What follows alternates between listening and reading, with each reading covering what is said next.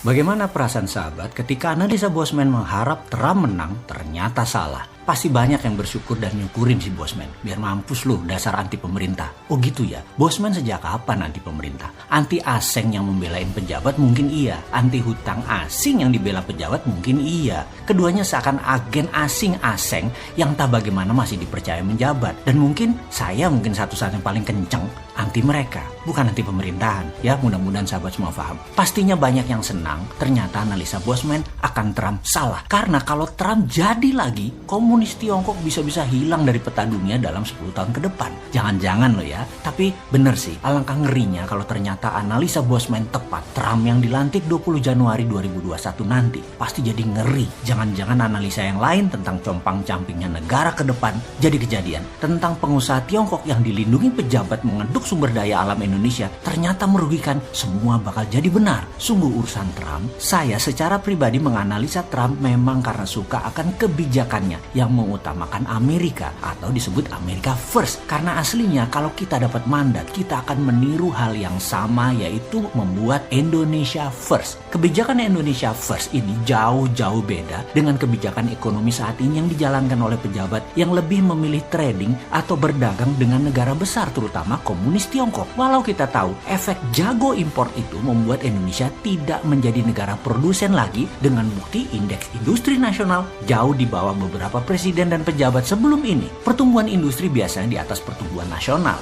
Tapi saat ini, sudahlah, males diskusinya. Terlalu banyak pemujanya yang gak punya ilmu industri mendadak menyerang kita nantinya. Di trading yang saat ini jadi pilihan, yang diuntungkan adalah rent seeker atau pengejar rente, atau pejabat yang punya kekuatan mengubah peraturan supaya menguntungkan pengusaha negara lain itu yang lebih banyak diuntungkan. Untung rakyat gak banyak ngerti cara ngelola negara pilihannya yang sekarang ini dilakukan. Jadi aman pejabat tadi berlindung di balik orang baik, yang sederhana, yang populer. Amanlah hidup pejabat-pejabat tadi karena tamengnya memang baik. Mengapa enak jadi rent seeker? Karena pengusaha negara lain dan pejabat negara lain, terutama BUMN Tiongkok, berani taruh di muka pelicin-pelicin tadi. Bagi banyak pejabat hari ini yang namanya low hanging fruit, tinggal petik aja tuh buah yang udah mateng. Gak perlu proses panjang untuk mendapatkan duit dari produksi atau dari manufaktur. Dagang aja. Import adalah salah satu kebijakannya yang waktu kampanye janjinya akan tidak ada impor. Tapi hebat ya, saya salah analisa karena ingin Trump menang lebih dimaki-maki daripada kebijakan import yang terus ada dan menyalahi janji kampanye. Juga hutang-hutang yang terus dibuat yang juga menyalahi janji kampanye.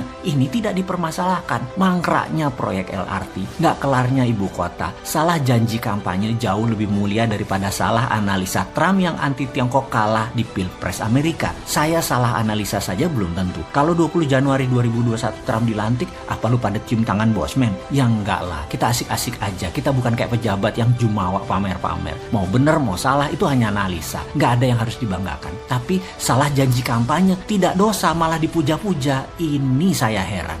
Sebentar, kalau saya mengatakan hal seperti ini bukan berarti saya dukung oposisi yang saat ini juga getol menyerang pemerintah. Jangan samakan kita dengan gerakan oposisi atau mereka yang anti pemerintah. Tidak sama. Kita hanya anti kebijakan yang menguntungkan asing-asing oleh beberapa pejabat. Kita juga kritik oposisi yang diam-diam baik, nggak punya konsep yang lebih baik dari solusi-solusi baru yang pemerintah kerjakan. Nggak ada solusi juga oposisi, hanya ngelawan aja. Jadi kita jaga jarak lah kalau begitu. Mana cinta tanah airnya kalau kita hanya bisa teriak-teriak tanpa kasih saran solutif dan inovatif. Kalau si Sontoloyo, 5 pilar Indonesia First, tepatnya kita pakai nama Indonesia Menang. Tuh ada di pojok kanan setiap video Bosman. Itu selalu didengungkan sehingga kita tidak bisa dikatakan tidak punya konsep, tidak punya solusi. Kita ulang selalu ya. Nomor 1, kita akan printing money berbasis industri dan manufaktur. Nomor 2, TINA. There is no alternative, di mana bunga bank deposito akan jadi 0%. Nomor 3, TIARA atau there is other reasonable alternative, yaitu dedolarisasi dan deglobalisasi.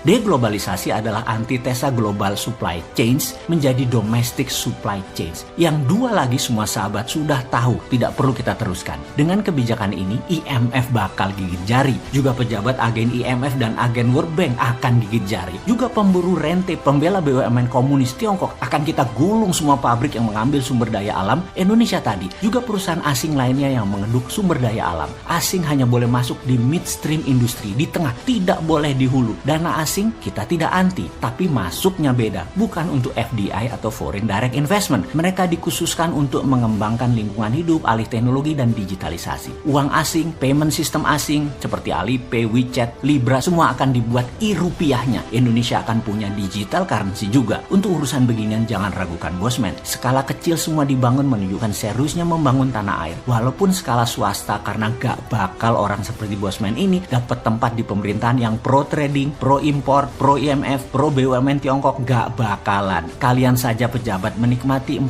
tahun lagi ya. Mudah-mudahan gak compang-camping negara ini tergadai selama beberapa tahun ke depan. Bosman, walaupun miskin begini, punya dinaran sebagai WeChat dan Alipay-nya, yaitu payout system. Kemudian untuk funding UKM, Santara yang terbesar dan terbaik saat ini. Walaupun usia baru 2 tahun, 250.000 member terus memenuhi investasi ke UKM sebagai kontribusi membangun ekonomi bottom of pyramid. Jadi begitu e-rupiah siap, begitu SWF siap, begitu printing money siap, Indonesia tinggal terbang tanpa asing dan asing. Sabar ya, kita kasih kesempatan pemburu rente biar lebih kaya lagi. Ini semua pilihan kalian kan? Toh secara mayoritas memang kalian pendukung SDA kita diambil asing.